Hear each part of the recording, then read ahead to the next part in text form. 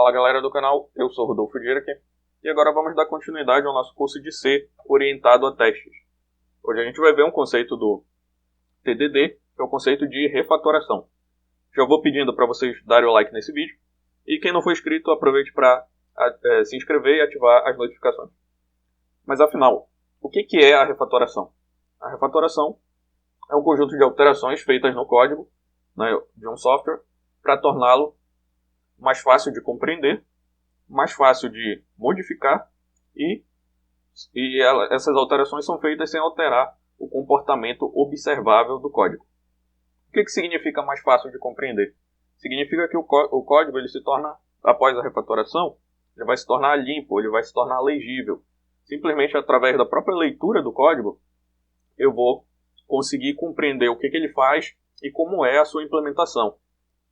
Mais fácil de modificar, a gente pode até fazer um parêntese e lembrar que a gente como programador às vezes passa pela questão, né, de ter receio de modificar um determinado código porque ele já está funcionando e acabar, através da modificação, introduzir algum tipo de bug, algum tipo de erro ou defeito naquele código, né, que já está funcionando mesmo que ele não esteja legível ou claro. Ok? Porém, a refatoração ela tem o intuito de mudar isso. Ela tem o intuito justamente de facilitar a modificação do código. Como aquele código está legível, está compreensível, se torna muito mais fácil eu saber que parte do código precisa ser modificada e alterada, né? E os meus próprios testes vão validar o resultado da minha refatoração. Eu altero o meu código, mas eu não altero o comportamento observado. Significa que eu não vou alterar aquilo que a função faz. Eu vou alterar, né, a legibilidade do código, o nome das funções, né, tornar o código mais limpo. Mas os resultados, e que vão ser validados pelos meus testes, vão continuar da mesma maneira. Por que refatorar? A resposta mais simples para falar, né, sobre por que refatorar é para obter um código de qualidade. Esse código de qualidade ele é um código limpo e claro. O que significa um código limpo e claro? Significa que o código é fácil de ler. É um código que expressa a intenção, né? Expressa o contexto. A função ela tem um nome que diz aquilo que ela faz. Então eu não preciso ler a documentação completa da função ou entender cada linha da função. Simplesmente eu lendo o nome eu já sei o que ela faz e como funciona a sua implementação, né? Ele também é fácil de compreender. Retornando ao slide anterior, né, a gente está só repetindo aqui, né, que a leitura do código ela se torna clara, ela se torna de fácil compreensão, justamente porque o código está limpo e ele expressa essa intenção na própria definição de funções e variáveis. Ele é fácil também de promover mudanças, ou seja, eu não vou ter mais aquele receio de fazer alguma alteração no código, simplesmente porque aquele código está funcionando e eu tenho medo de que ele não funcione. Meus próprios testes vão servir para isso, para validar essas mudanças. E o principal é que pode ser que outra equipe de desenvolvedores, ou até você mesmo daqui a um tempo, tenha que mexer num código que você fez no passado. Isso é mais um motivo de por que refatorar agora é importante. Por último, a gente vai citar, né, parafrasear, né, o Martin Fowler, que é uma das referências sobre refatoração de código. E essa definição de refatoração de código, segundo o Martin Fowler, seria o seguinte. É uma série de passos pequenos, lembrando lá que o nosso TDD é feito com baby steps, ou seja, com pequenos ciclos, né, de interação e teste, e cada um dos quais muda a estrutura interna do programa, importante, sem alterar o seu comportamento externo. Significa que as minhas funções vão continuar fazendo exatamente o que elas faziam antes da refatoração. Porém, o código vai se tornar mais limpo e mais legível.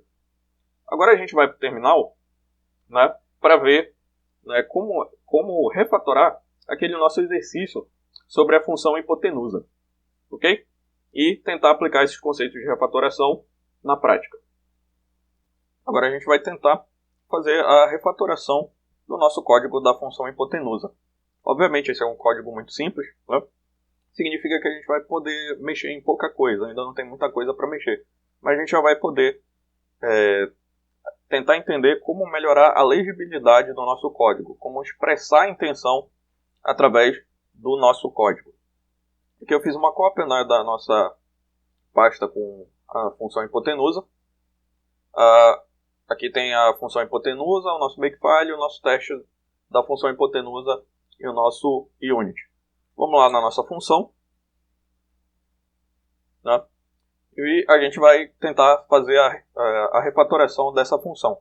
Primeiramente a gente vai retirar essas duas bibliotecas que não são necessárias, stdio e stdlib, para o funcionamento da função hipotenusa. A gente precisa somente da math.h. E a gente também pode mudar o nome das variáveis, né? Deixar uns nomes mais claros, expressando o contexto, né, dessa função. Obviamente, como o nome aqui já tem escrito hipotenusa, já fica bastante claro, né, para alguém que esteja lendo essa função, que se trata do Teorema de Pitágoras. Para deixar ainda mais claro, a gente vai mudar o nome das variáveis para cateto underline A. Esse é o nome do primeiro cateto. Vamos colocar aqui cateto underline B para o nome do segundo cateto. Ok? Então vamos mudar aqui. Cateto underline B. E aqui cateto underline A. A gente está mudando somente o nome das variáveis para melhorar a legibilidade do código. Para que fique claro para algum programador que estiver lendo ou fazendo modificações no código do que esse código se trata. Cateto underline B. Ok? Então, fica bem mais claro, né, agora, lendo o nome das variáveis, do que a função se trata, e o código está bem mais limpo.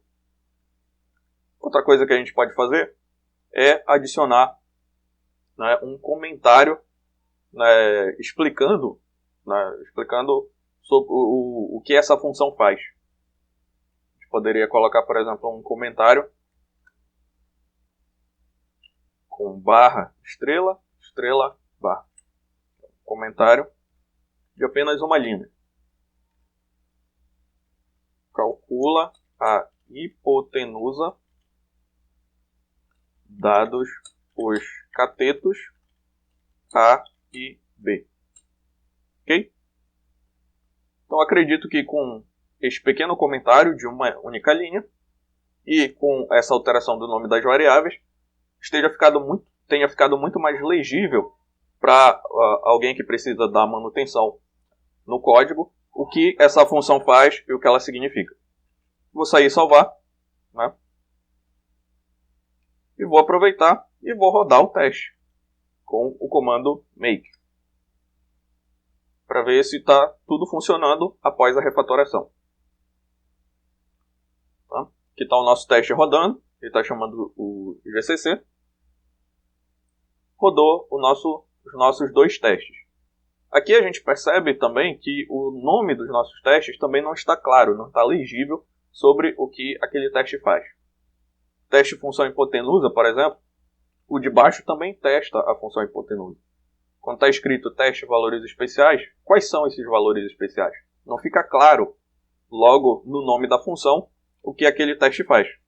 Para isso a gente vai lá, teste underline hipotenusa, ok?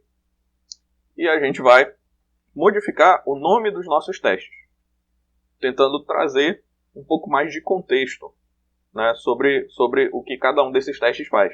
Melhorar a legibilidade também dos nossos testes. Aqui o que a gente está testando é o retorno da hipotenusa dados dois catetos. Porém, estes catetos e a hipotenusa fazem parte de um trio pitagórico. Então, vamos colocar isso no próprio nome da função. Teste underline hipotenusa, né? Dados dois catetos. Vou colocar underline que é melhor, né? Dois catetos trio pitagórico. Então vamos tirar essa parte aqui. Teste underline hipotenusa, trio pitagórico. Fica bem mais legível sobre o que essa função faz. A gente poderia colocar retorno, né, da função hipotenusa do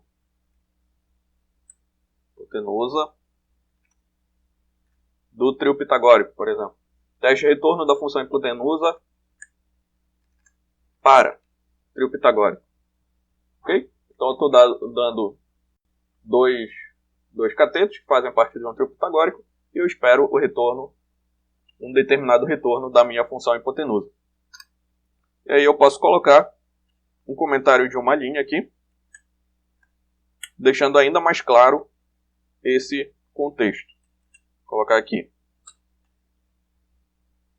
Testa valores que formam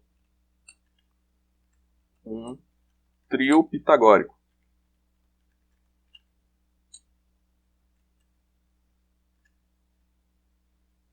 Trio pitagórico. Exemplo, nossos primeiros valores. 3, 4 e 5. Então, só corrigir aqui, né, esse testa. Ok. Então, testa retorno da função hipotenusa para um trio pitagórico. Ficou bem mais claro o nome da função, apesar de ter ficado um nome bem maior, né?